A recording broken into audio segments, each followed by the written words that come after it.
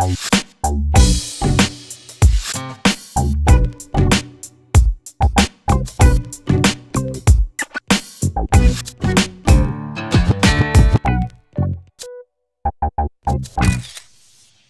name is Jyoti Gupta. I'm Professor of Finance at ESCP Europe. I'm also in charge of a module entitled Doing Business in Emerging Markets in the EMBA program. Today, I would like to talk about NGOs, more specifically the pertinence of NGOs in the modern economic context. To start with, a few words about what do we mean by NGOs. The term was first defined by the World Bank.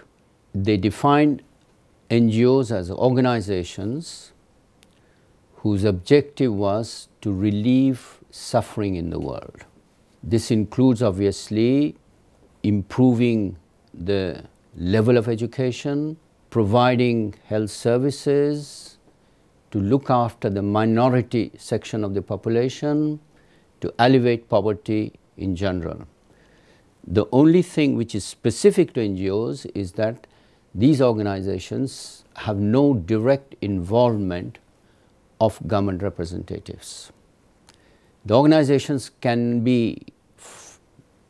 take different forms. They can be charities, they can be for-profit, they can be non-profitable, they can be based on at a community level, they can be regional level, they can be at a national level, they can be at an international level.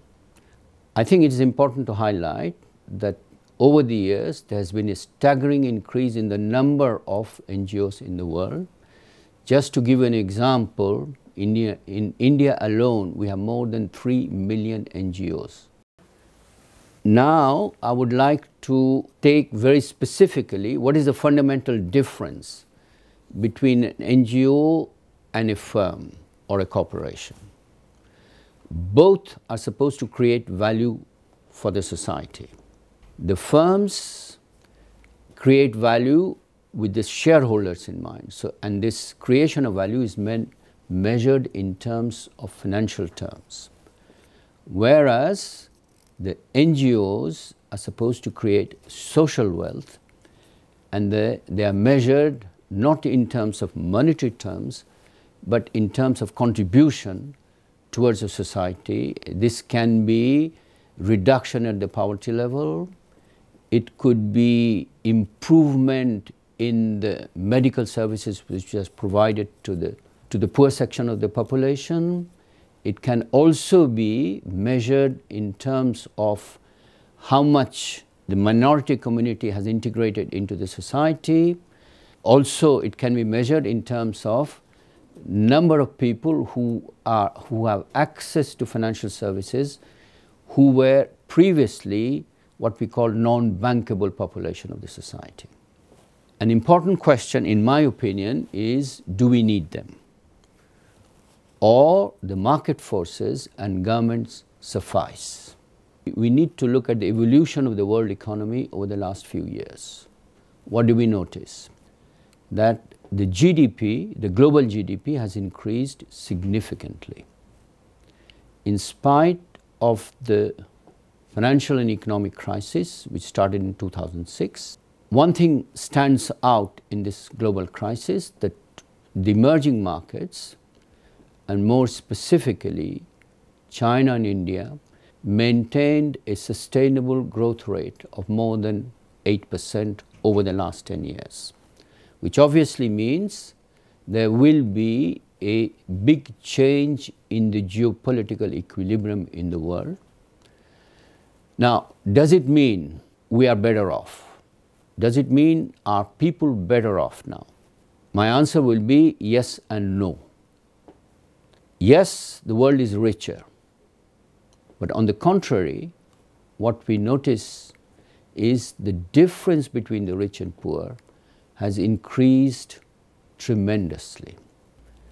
Now, what is the reason? The reason, in my opinion, is that growth based on GDP is not the only criteria for the social welfare in the world. Growth has to be inclusive. When I say growth has to be inclusive, I mean that all sections of the population, and more specifically the poor section of the population, must be taken into account in any growth process. Now, the question is, how can we improve the performance of the NGOs? How can they assure a harmonious growth of the poor section of the population? How can they become more pertinent? How can they become more responsive? How can they become more accountable? How can they become more transparent? In my opinion, they need to be more goal-oriented and pertinent. And more goal-oriented and pertinent, it means obviously that they should know how to set objectives, they should know where to raise funds, they should know what indicators are most suitable. To answer these questions, I come back to the role of the business schools. And I think the business schools should take up this challenge. They should introduce courses and seminars which are not only focused towards corporations or firms, they should also give more weight to organizations which are social organizations.